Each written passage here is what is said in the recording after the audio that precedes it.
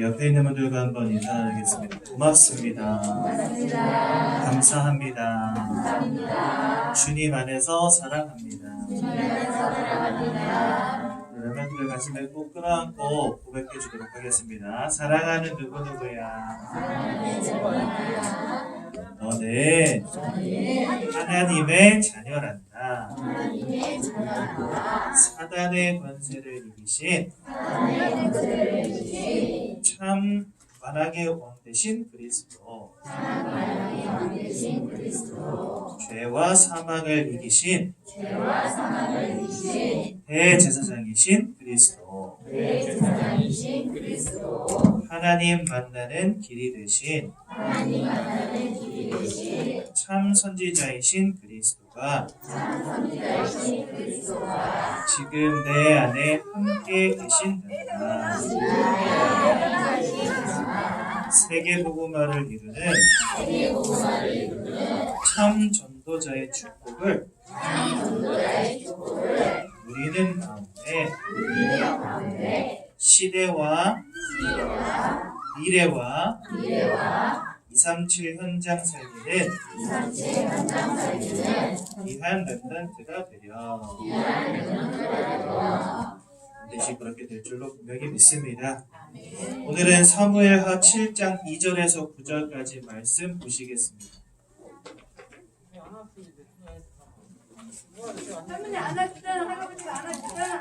사무엘하 7장 2절에서 9절 말씀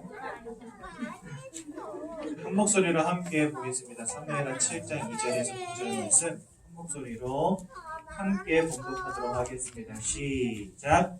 왕이 선지자 나단에게 이르되 볼지어다 나는 백향목 중에 살거늘 하나님의 궤는 휘장 가운데 있다. 나단이 왕께 아뢰되 여호와께서 왕과 함께 계시니 마음에 있는 모든 것을 행하소서 하니라. 그 밤에 여호와의 말씀이 나단에게 임하여 이르시되 가서 내 종 다윗에게 말하기를 여호와께서 이와 같이 말씀하시되 내가 나를 위하여 내가 살 집을 건축하겠느냐. 내가 이스라엘 자손을 애굽에서 인도하여 내던 날부터 오늘까지 집에 살지 아니하고 장막과 성막 안에서 다녔나니 이스라엘 자손과 더불어 다니는 모든 곳에서 내가 내 백성 이스라엘을 먹이라고 명령한 이스라엘 어느 지파들 가운데 하나에게 내가 말하기를 너희가 어찌하여 나를 위하여 백향목 집을 건축하지 아니하였느냐고 말하였느냐. 그러므로 이제 내 종 다윗에게 이와 같이 말하라. 만군의 여호와께서 이와 같이 말씀하시기를 내가 너를 옥장 곧 양을 따르는 데에서 데려다가 내 백성 이스라엘의 주권자로 삼고 내가 가는 모든 곳에서 내가 너와 함께 있어 내 모든 원수를 내 앞에서 멸하였을즉 땅에서 위대한 자들의 이름같이 내 이름을 위대하게 만들어 주리라. 아멘. 성경 본문이요 사무엘하 7장 2절에서 9절이라고 표시가 되어 있죠. 위에 올라가시면 22절에서 25절까지 말씀을 읽으실 겁니다. 그러면 왜 여기는 2절에서 9절까지라고 되어 있냐? 어저께 제가 분명히 받았을 때는 오타가 나 있었는데요. 7장 24절에서 9절이라고 되어 있는 거예요. 그래서 2절부터 9절까지도 읽어봤고 4절부터 9절까지도 읽어봤고 22절에서 29절까지도 읽어봤고 24절에서 29절까지도 읽어봤고 아무튼 뭐 각양각색의 그 범위를 정해서 읽어봤거든요. 근데 제가 볼 때는 2절하고 9절이 내용이 가장 핵심인 것 같다 싶어서 골랐는데 보니까 22절에서 29절인 것 같고요.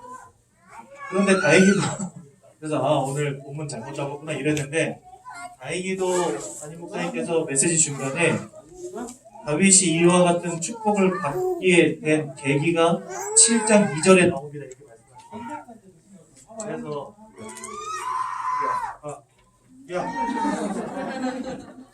용건 어디 갔습니까? 그래서 2절부터 9절까지를 잡아봤거든요. 여러분 아마 올라가시면 22절에서 29절까지 말씀을 읽으실 건데 2절부터 9절까지 말씀을 좀 참고하시면서 읽어보시면 도움이 많이 되실 거예요. 그래서 오늘 저와 같이 말씀 나누시는 가운데 다윗이 응답받고 축복받을 수밖에 없었던 이유를 발견하고 똑같이 응답받는 모든 태영과 동맹들이 있기를 예수님의 이름으로 축원드립니다. 여러분, 우리는 먼저 하나님의 역사를 이해할 수 있어야 되겠습니다. 하나님은 아무런 계획 없이 일하지 않습니다. 하나님은 만세 전부터 이미 모든 계획을 다 갖고 계시다고 말씀하세요. 그 말은요, 하나님의 계획을 정확히 알고 하나님이 어떻게 역사하시는 분인지를 정확히 아는 자가 바로 응답받는다는 의미입니다. 하나님의 역사의 방법은 세 가지입니다. 첫 번째, 하나님의 역사의 시작과 끝은 그리스도 예수밖에 없습니다. 모든 일을 그리스도 예수로 시작하시고 모든 일을 그리스도 예수로 끝내십니다. 제가 어저께 제 아내랑 둘이 앉아가지고 밥 먹다가 사실은 어제가 이제 설 연휴 마지막이었잖아요.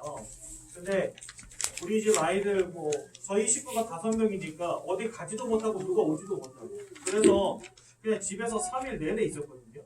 3일 내내 애들이 영화 보고 TV 보고 밥 먹고 영화 보고 TV 보고 밥 먹고 영화 보고 TV 보고 밥 먹고 핸드폰 게임하고 이러고 있는 거예요. 그래서 집안에만 데리고 있으면 안 되겠다 싶어가지고 어저께 사실은 제가 애들 둘을 데리고 대보도를 갔다 왔어요. 대보도 가서 3시쯤 나가가지고 9시쯤 돌아왔거든요.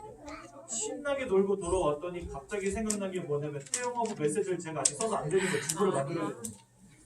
그래가지고 이제 원데스 기도회 끝나고 10시가 다 된 시간에 앉아서 간단 말씀 짧게 묵상하고 본문 어디 정해야 되나 성경 다 읽어보고 그 다음에 이거 죄송합니다. 딱 10분 만에 썼거든요. 10분 만에 써가지고 부랴부랴 써가지고 보내드렸어요. 보내드리고 와서 앉으니까 제 아내가 저를 한심하던 눈으로 보면서 어떻게 메시지가 10분 만에 나와 이러더라고요. 그래가지고 제가 우스갯소리로 이런 이야기를 했어요. 그리고 다른 데서 목회하는 건 참 힘든데 다락방에서 목회하는 건 너무 쉬운 것 같아. 그랬더니 뭐야 이러더라고요. 왜냐면 그리스도 외에는 말할 게 없잖아. 그렇게 말했거든요. 그랬더니 오빠 너무 목회를 그러니까 너무 쉽게 하는 거 아니야, 대충 하는 거 아니냐 이렇게 이야기하더라고요. 근데 사실 여러분 오해하지 마십시오. 대충 하는 게 아니고 어디를 펴든지 그리스도 외에는 말할 게 없고 그리고 더 재밌는 것은요. 우리 성도님들이 그리스도 외에 다른 거 말하면 짜증내요. 오히려 짜증내고 성질내요. 그래서 그리스도만 말했는데 은혜 받고 눈물을 흘리신다니까. 그래서 예전에 김동건 목사님도 한번 안양 동북에 김동건 목사님 아시죠? 저희 학교에 잠깐 특강으로 수업 한번 오신 적이 있는데 목사님도 그 고백 하시더라고요. 자기는 세상에서 목회가 제일 쉽다. 왜냐면 그리스도 외에는 말할 게 없으니까. 그러니까 자기는 아는 게 그리스도밖에 없는데 그리스도 외에는 말할 게 없고 그리스도만 말해서 성도님들은 행복해하니까 자기는 목회가 너무 행복하다는 거예요. 제가 그 말을 진짜 동감하게 됐거든요. 여러분, 하나님의 역사의 시작과 끝이 그리스도이기 때문에 우리는 그리스도만 붙잡고 그리스도만 바라보면 됩니다. 다른 엉뚱한 짓 하면은 그게 바로 손해예요. 그렇죠? 정도를 걷는 자는 그 길만 가면 됩니다. 다른 거 하면 할수록 그게 손해예요. 그래서 우리 태영아 부모님들은 오직 그리스도만 붙잡으시기 바랍니다. 그래서 하나님의 역사의 이해, 시작과 끝이 바로 뭐라고요? 그리스도. 또 두 번째, 하나님이 이 그리스도의 언약을 통해서 세계복음화라고 하는 목표를 이루어 나가시는데 그 모든 일련의 과정들을 이루어 나가시는 방법이 누구냐? 바로 사람이죠. 다른 사람이 아니고 예수가 그리스도라는 언약을 깨닫고 하나님께 인생을 드린 사람들, 즉 전도자들입니다.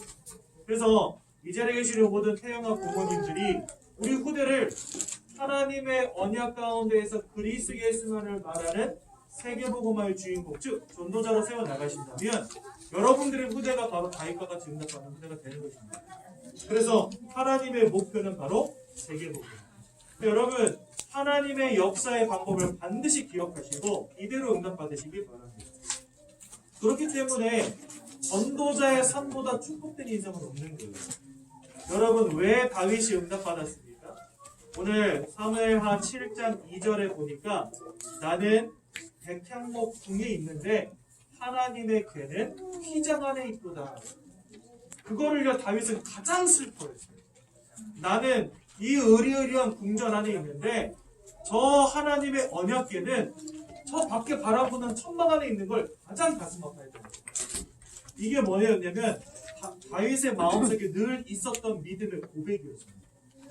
그러니 다윗은요 늘 성전 건축하기를 원했고 그리고 성전 건축을 준비했고 솔로몬의 때에 성전 건축이라고 하는 응답을 누렸던 사람입니다.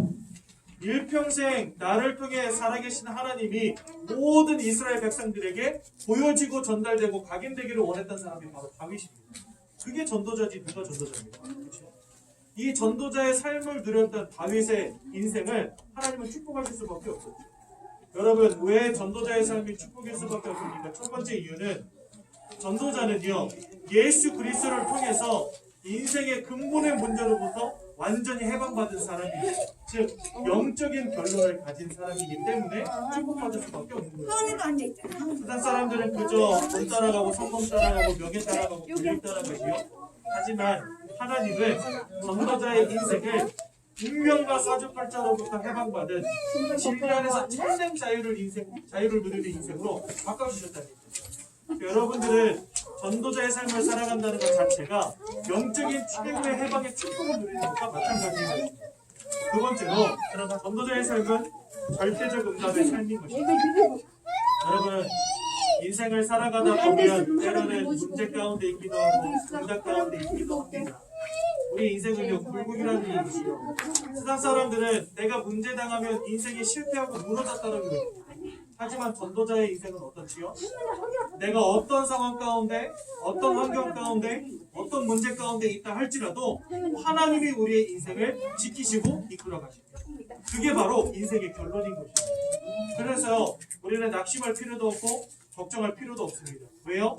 하나님이 끝까지 여러분들의 인생을 붙잡고 이끌어 가실 것이기 때문에. 또 세 번째로 전도자의 삶은 절대적으로 축복의 삶입니다.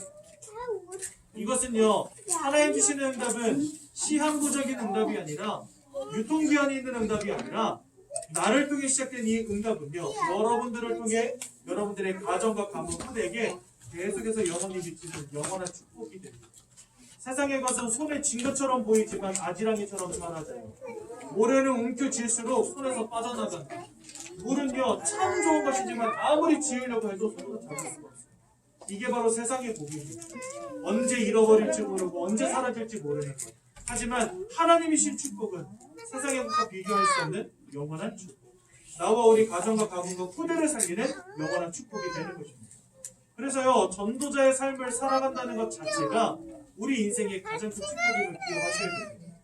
우리 자녀가 앞으로 돈 많이 벌고 성공해야 되겠죠? 하지만 그것이 인생의 목표 되어서는 안 됩니다. 그것은 따라오는 응답.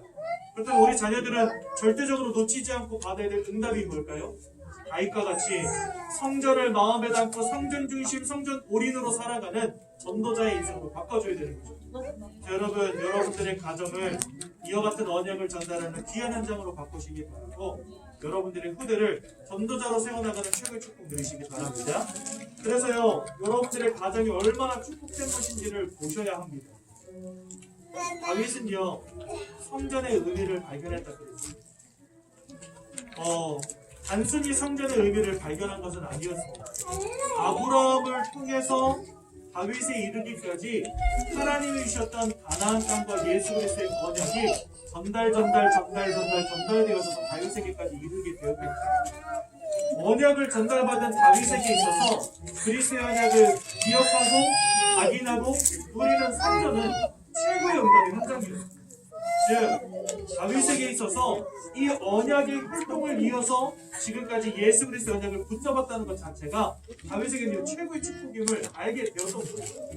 그래서 여러분들의 가정을 꼭 기억하십시오.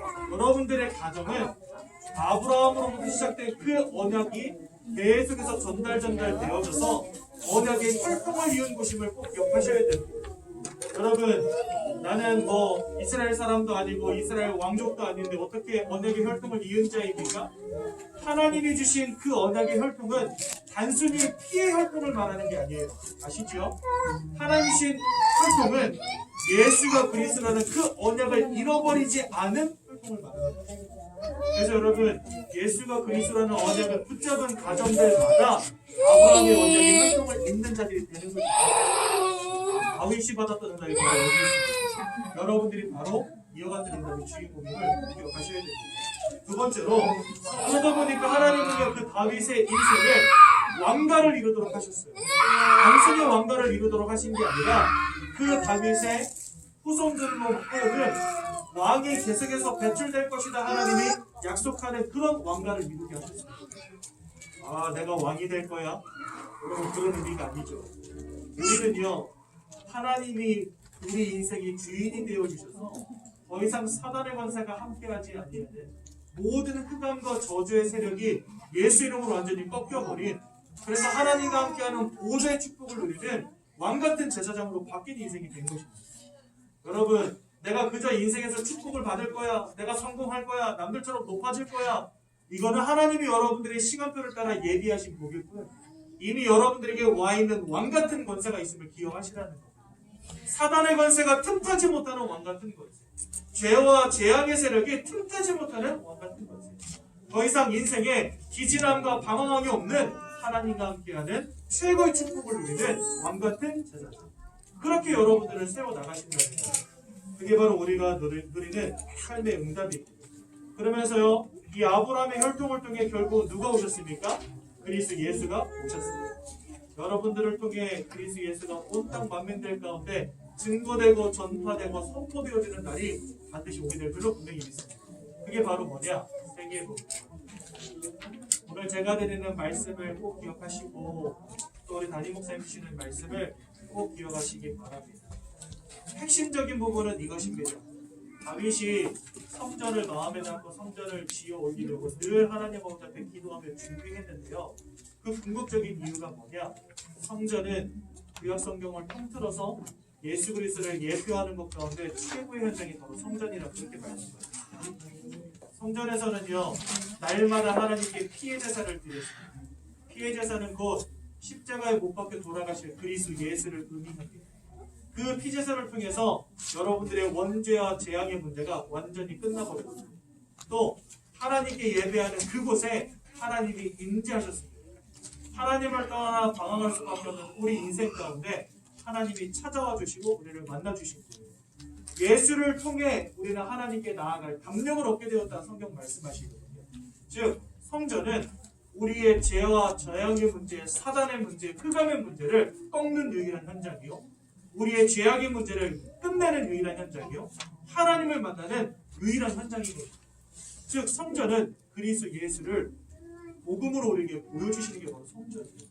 그런데 다윗의 마음속에 이게 담겼다는 거죠.